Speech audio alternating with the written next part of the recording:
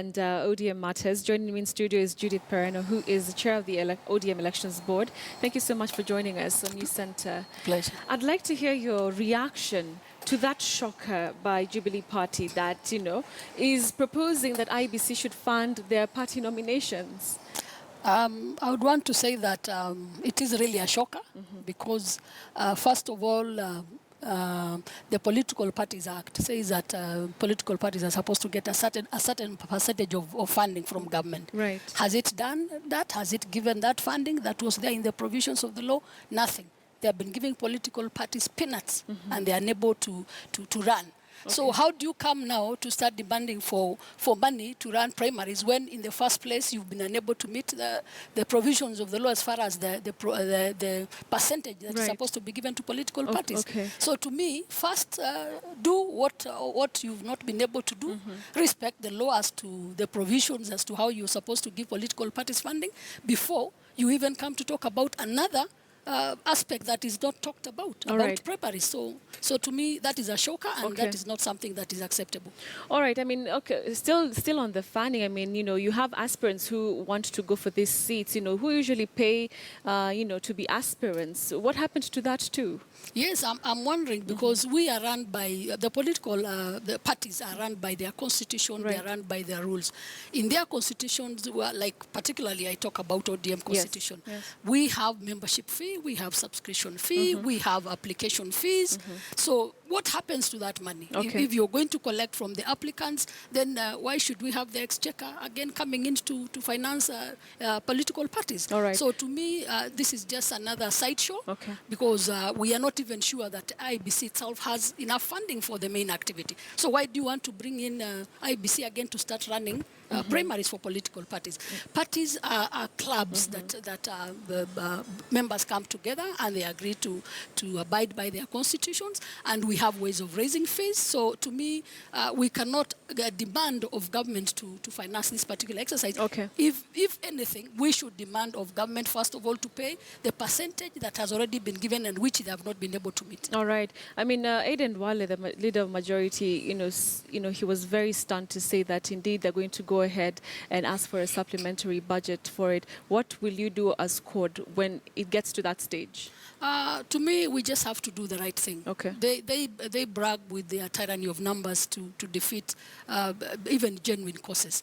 We will let the Kenyans know that this is another way of ensuring that IBC is distracted.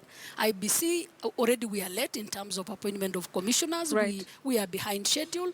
We are saying that the old commissioners should get out so that the new ones can start off their job.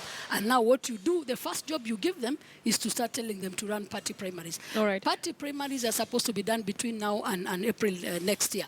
Will they have time to prepare for the general elections if you're going to bog them down with party primaries? All right. So you think that IBC should not be involved in the primaries? To me, it is too late in the day. The laws, like, look at our constitution. It says the National Election Board, which I chair, is the one to do our primaries. So when we have to go back as political parties to start drafting other amendments to our laws, because we have to do things legally. So it means amendments again. It means parties again being disrupted to start other processes of trying to accommodate this new idea.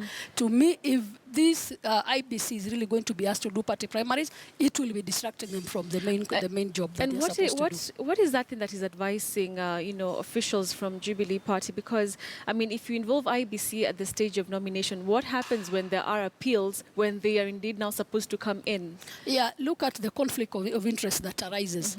Normally, when we have disputes after our elections, who goes to do those disputes? Right. It is the IBC. Yes. So how can they be the judges in their own cause? It will call into a lot of disruption.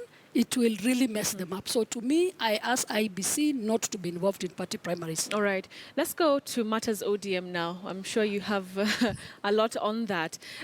First things first, when are you planning to hold your party primaries? We have started the preparations for our party primaries. we note that the timelines of IBC requires that we should conclude by around April. And we have noted that there are several reforms that they are calling political parties to even give a list of their aspirants even before they do nominations. And also, we are supposed to notify IBC that we are going to do nominations. As a party, we have already started our process. Right. We have called for applications, which we started receiving from 1st, 2nd of November. We expect our deadline was up to 30th November. Then we expect to start vetting our applicants between December and January, and our processes of actual nomination shall be staggered between February and April of next year. Let's talk about these processes, Judith. And, in the past, we cannot really ignore what we have been, we've seen in the past when it comes to ODM nominations. We've seen them turn extremely chaotic. What is going to be different this time round? I mean, Jubilee, as much as they, maybe they're going the wrong direction with trying to, involve IBC, they seem to have a plan on how to, make their nominations free, fair, and open. I am not sure about their plans, but I'm definitely sure about our plans. So what is your plan, Our plan is that we have started this early. Okay. One aspect of this particular nomination is that we have started so early in the day. It is 6 months to our general elections. ODM has started preparations for their primaries. That is already to give us room to be able to do correct whatever mistakes we could have made in the past. And we have also now decided to stagger the nominations. So we've amended our rules to allow staggering of nominations. What does that mean? It means we have Zone A, we can do Zone A in February, we can do Zone B in March, and then conclude probably in April. So we are not going to do the whole country in one day. We used to do nominations in the whole country in one day. What are some of the challenges? I mean, that is one, yes. But what can you say is another challenge that you faced in the past and, which ended us up to being extremely chaotic? Yes, the other thing is that we also used to handle the entire exercises at the national level. We have now devolved our functions. Okay. So in the short period that we are going to do preparations, we are going to have county boards, we are going to have constituency panels. So the functions of the board have been devolved. Another challenge is where we've also decided that we are giving several options for the women, youth, and persons with disability. Right. We have given some other category of nomination fee. So you will find that they'll pay less than what everybody else will pay. So this will encourage a lot of youth, a lot of persons with disability, and women to come out. So their rates are also discounted. Okay. Another challenge that we always have is that we just accept everybody on board and we run the election. Now we have vetting systems. So we are also going to put vetting system in place, which vetting system is also devolved right to the constituency So this level. vetting system is going to be on what grounds? We are going to, of course, we are setting up vetting tools at the moment as a board, which will include, of course, your service to the party, how long you've been in the party, what activities have you been undertaking. Of course, it has qualifications. Like for governors' qualifications, you must have a degree. Even for the others, you also have some academic qualifications. So this will give us ample time to be able to screen and know who are our applicants and how do we clear them. So the systems we are putting in place are definitely going to be different. And I mean, talking about, these systems being different, I will jog your memory to the Homa Bay. Was it Homa Bay senatorial, nomination? Yes. That, it ended up being a boardroom conclusion. Are we likely to see such things, Judith, coming up in the next I would like to months? correct you on that because I personally was there and still as chair of this election board when we were doing the Homa Bay nominations. In Homa Bay, we were given a very short notice by IBC. They gave us less than 20 days to do. Actually, I even wrote a letter asking for extension of time. And then they extended by I don't know how many days. So first of all, we were messed up by IBC by giving us a very short notice in such a big county, our stronghold where you expect millions and people to turn out and several applicants to come out. In Homa Bay, for the by-election, let's say, I hope you're talking about the by-election when we lost the Senator Kajwang. Yes. We had 7 applicants. to be able to process 7 applicants, and we have over 800 polling stations for us to conduct a proper nomination exercise, we realized the time given by us, for us, by IBC, was first of all short. So when we realized that, I personally and the board called the applicants, and I told them, we cannot do this exercise, a good exercise in this period given to us, Right. noting that Homa Bay has almost over 1 point, you will expect 1 point something people to turn out in terms of the entire county. So we went through together with the applicants and agreed that this nomination cannot be the usual nomination where you go to polling stations. And do you know what? They told me, Judith, with your board, we trust you as a board to pick one of us. Really? So, oh, yes. And I sat with them and I said, okay, we can pick one of you. They agreed we don't have time.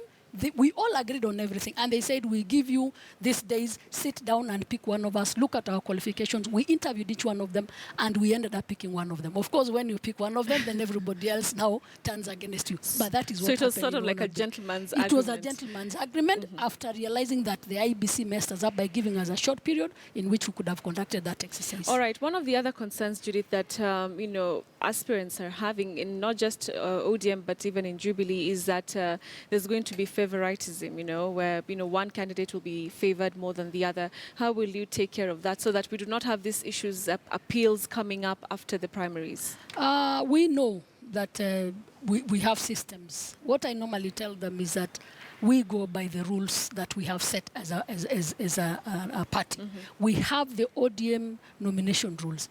That is strictly what we are going to follow. Has it been followed before? We have followed severally. But severally? Yes, we have followed all through. We have tried to follow all through. Yeah. But to see, even every other time, like in this particular case where they told us, choose one of us, you choose, they still say you favored somebody. So those are things that we expect to come out. But I can assure you that for us, it is a free and fair exercise. There will be nobody who's going to be favored. I have kept issuing statements telling them that it is going to be free and fair. Oh, okay. And why do we say it's going to be free and fair?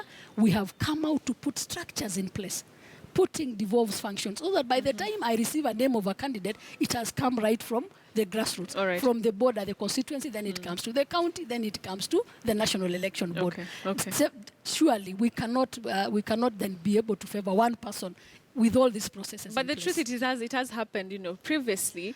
Let's wait and see how it's going to be in the coming months. Yes, we assure them that it is going to be free and fair. We are putting systems in place, and they are happy with the system so far, and any issues that will arise can be handled. We also have appeals boards in the counties and in the national level. Okay, so if they have an issue, they can quickly go to the county even before they come to the National Election Board. Very, very quickly as we wrap up, what is the criteria that you use as ODM to come up with the figures and the fees that a presidential aspirant would pay, a governor aspirant would pay?